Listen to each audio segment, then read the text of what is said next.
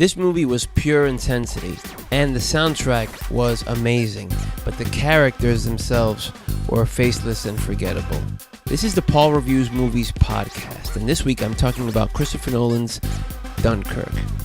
I'm not going to go into what the movie was about because I'm pretty sure you've either heard what the movie's about or you've done your own research. So I'm just going to go ahead and go into my pros and cons with this great film. Now my pros. The soundtrack, as I mentioned up top. Hans Zimmer once again knocks it out of the park with this booming soundtrack where it has quiet moments, it has loud moments. I would say that the soundtrack is a character in the movie. If anything, out of all the characters in the movies, I think the soundtrack is what I remember the most. The soundtrack is incredible. The intensity that the movie builds throughout its running time. From the very beginning, there's a couple of things that happen in the beginning, but then it's a slow build, leading to a crescendo at the very end. A combination of the events happening on screen and the music, certain beats and certain moments. Incredible stuff. Fantastic stuff. The characters that really stood out for me in the movie, definitely Kenneth Branagh. He was in charge of everything kind of going on at the beach, and he was there at the beach. And every time he spoke, which wasn't many times, you really felt his weight, felt his presence when he was on screen. When he would talk to James Darcy, who seems like he was the second in command, and they're telling him, about the gravity of the situation, and just like a few facials in terms of like how he made his face look on a particular scene with some lines that he delivered.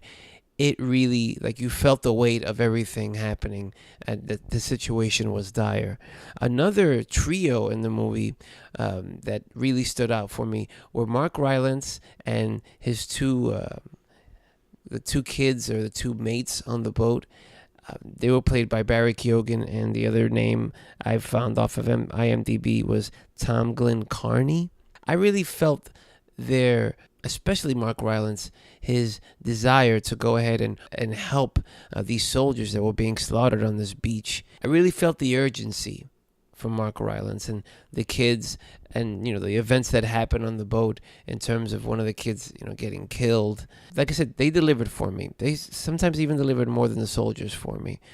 Another pro was the grand scope of the movie. There aren't many locations in the movie. I would say, thinking off the top of my head, there's about 4, 5, 6, maybe tops, different locations where it would be the beach. It would be the city attached to the Dunkirk beach. The grand scope of the movie, it felt really big. The dogfights, the big sweeping shots where it would show everything. The shot that they show in the trailer where it shows all those soldiers standing on that bridge right before the enemy's about to start dropping bombs on them. The movie felt really big. It felt epic. It really did. My final pro with the movie was the practical effects, which it was in the news when Chris Nolan was doing Interstellar that he was going to be using a lot of practical effects, and I think he used a lot of practical effects in this movie, especially when the boats were sinking and you see soldiers jumping out of the boat. To me, that didn't look like CG. I thought that was a real boat really turning, and I wouldn't doubt that it was. So the practical effects just brings an extra added layer of realism. I said I was immersed, not from the get-go, but I was definitely immersed as the movie continued. Those are my pros with the movie, for sure. Now, my cons was that the movie was a little slow to start. And I even started to doze off in the very beginning. I even fell asleep for a minute or two. I really did. It was slow to start, and I wasn't very invested. It just seemed like a lot of things just thrown at you, and you were just in it from the very beginning. Another con was the faceless soldiers. And I've heard other reviewers, and they talk about that maybe Christopher Nolan purposely did it this way. But the soldiers, I just don't remember any of them, except for maybe Kenneth Branagh. Like I said, he stood out for me. But all the soldiers in the movie, you don't even get their names, or if you do get their names, it's in passing. But it could be anybody, and they can get killed, and that sucks they got killed. Let's keep it moving, So The soldiers, they were faceless. There was not a lot of character development there. There was a little bit. I'm not going to say that there wasn't any. There was definitely a little bit. There were a few characters that you stayed with throughout the movie, but I just didn't care that much about them. Tom Hardy, who is a very well-known actor, I didn't care about Tom Hardy till the very end. But for me, he could have been anybody. So just to kind of give you an example there, my final comment with the movie was that the movie was confusing at first.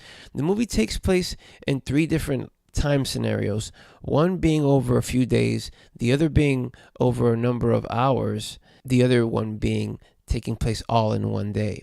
And the 3 stories, they kind of run alongside each other. But in the beginning, it's a little confusing, and that kind of threw me for a loop. But Christopher Nolan establishes that in the movie. And then as the movie progresses, like I said, it's very good at progressing the intensity, and you stay with it. There is a payoff at the end, and you're very satisfied by that payoff. Overall, I very much enjoyed this movie. I give this movie an 8 out of 10. Will definitely want to watch it again and really soak in the beginning more. Like I said, I just dozed off, but knowing what happens and seeing how the movie plays out, I would totally watch this movie again for sure. I've been doing these movie reviews for a little bit over a year, so you can find more of my movie reviews if you enjoyed this on the YouTube channel. On this podcast, this being episode number 3, I just finished doing 2 previous episodes, one being Spider-Man Homecoming and the other being War for the Planet of the Apes, which are 3 of the summer's best, I'd say. Those 3 movies are summer 2017. I don't see everything. I would rather spend my time seeing something that's good than seeing a bunch of stuff that's bad and wasting time. That's just me, though. But I do have a couple of TV series coming up for the month of August, since movie-wise, there isn't much. I think the only thing that I really want to go see in August is Logan Lucky, the new Steven Soderbergh movie, which looks to be super cool. Upcoming are reviews for Glow, Season 1 from Netflix, House of Cards, the last season that took place, and also Defenders is going to be coming on tomorrow, actually, by the time you hear this. So looking forward to reviewing those 3 series before we hit September, and September has a bunch of good stuff. It has Kingsman, has It. So definitely looking forward to September, the birthday month. So thank you so much for watching. Thank you so much for listening. If you're watching this on the YouTube channel, if you're hearing this through the podcast, and I will catch you on the next one.